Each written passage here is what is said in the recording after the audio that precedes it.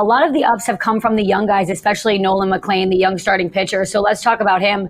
Will, how has he been able to come up here and just find a way to be so successful despite there's a lot of pressure on him for his first, couple weeks in the majors?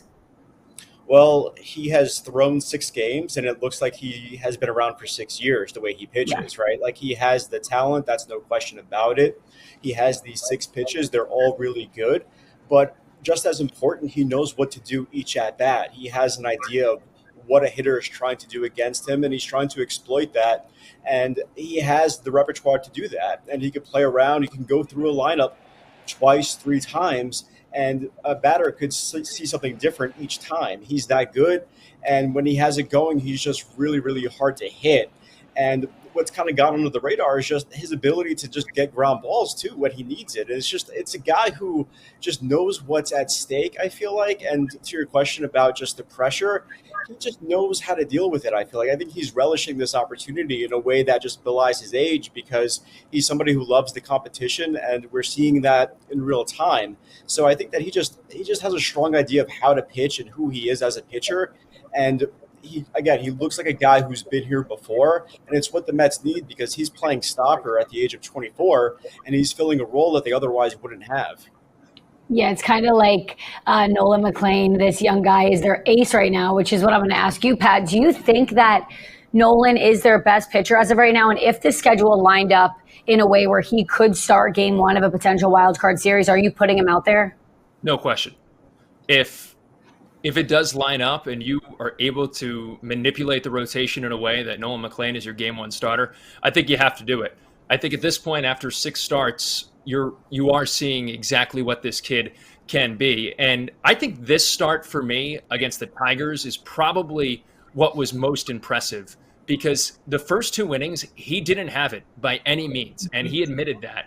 And you wouldn't know it by the video that we're watching right now, because by the time the 3rd inning came around, he settled in and had the confidence to go back to the breaking balls, pitches that he said he didn't have the first 2 innings.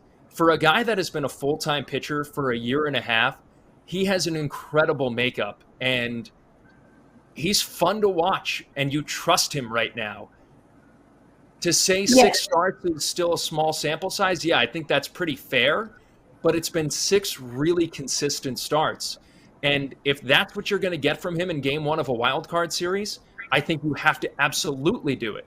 Now, on the flip side, if you're fighting just to get into the wild card, you can't save him. You need him in a must-win game if you need him in 161 or 162.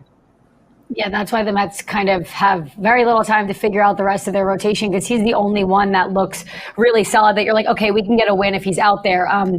But the Rangers were just in town. Jacob deGrom was just in town, and it was almost fitting that McLean had these 2 great outings with very little run support. Will, does it make it even more impressive that there's very little room for error and he's still performing the way he's performing? Everything about him has been impressive, Niki. It's just been great to watch, because really, since the game 1 of his Mets career, they needed him. They needed him to win that game against the Mariners on his debut. He went out and won it. It's happened multiple times. It feels like every time they need this guy to perform, and he just performs. And even just his last start, there was a critical point in that game where there was runners on first and second. I think there were 1 out, and it was looking a little dire for him. He gets a ground ball, ends the inning, and it's just as if he's done this before. And it's just, that to me has been the most incredible thing to see. Because again, like Pat said, we're talking about a guy who has not been pitching all that long. Like when he was in college, he was like a 1 or 2 pitch guy who was a reliever. And the Mets even had a hard time even scouting him at times, just because he wasn't throwing a whole lot. So it was hard to really see what they had in him until they got him into the organization. And they've really helped him sort of just fulfill this potential. And I don't think there's really any question that he's their game 1 starter in the playoffs, because he just has proven it time and time again. And even without the run support, with run support, it doesn't really matter, because he's just going to go out and he attacks. He's not afraid to throw strikes. He's not afraid to challenge guys.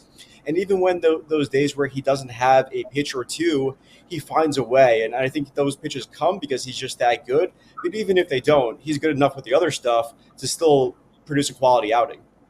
Yeah, and Nolan McLean wasn't a guy that Mets fans were hearing about all too often. It was always the talk of Brandon Sproat. He's their top pitching prospect. He's going to get called up first. McLean went first, then Brandon Sproat, and he's also looked solid. Pat, what are your early impressions on Sproat as a starter?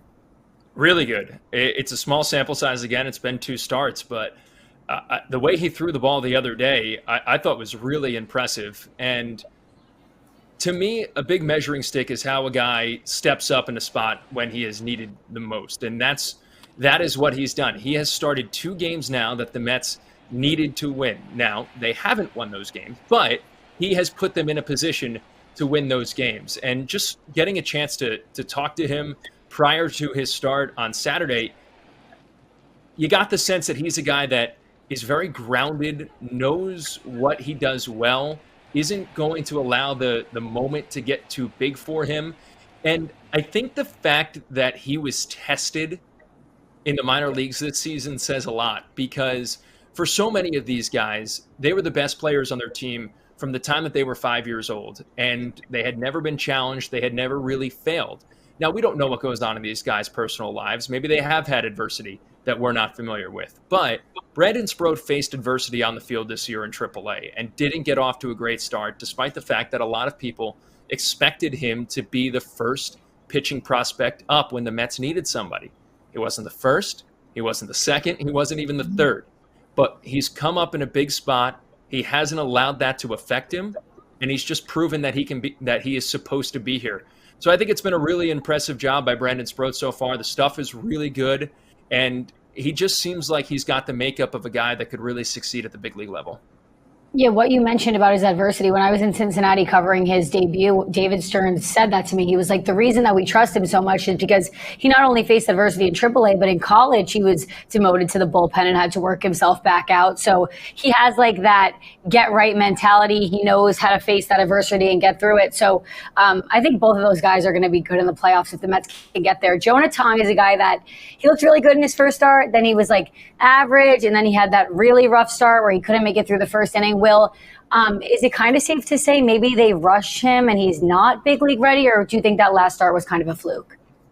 Well, when you talk to other teams, they sort of raise that question. And they do that because this was a guy who, unlike McLean and unlike Sproat, did not have a whole lot of time in AAA, right? So he was not up against the upper echelon of minor league competition, let alone major leaguers. So it was hard to see how his stuff would play.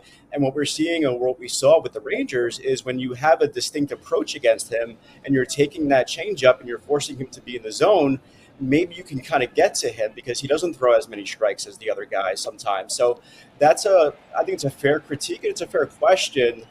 But if this guy is on and if he's throwing strikes with that changeup and he's playing with the fastball and he's sprinkling in the breaking ball, the guy's really, really good. Like, he racked up all those strikeouts in the minor leagues for a reason. He's very, very tough to hit. So I don't think it's fair to necessarily judge the guy off his worst start and what will probably be his worst start in the major leagues.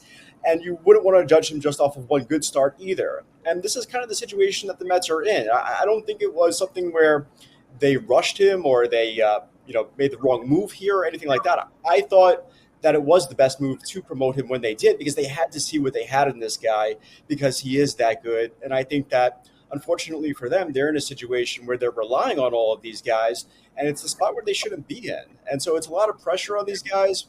And it's something that when they promoted him, they didn't think it would be this quite of a situation. I think in their best interest, or in their most optimistic view, it would be something like, hey, we're looking to see if this guy could be part of our playoff roster, not somebody who we need to win every single time he takes the mound. So it's a combination of those things. I think that he will be good enough to give them some quality outings down the stretch here over these last 2 weeks. And we'll see what they do from there as far as the playoffs go. But I do think it's a little bit unfair to judge him off of that one bad start.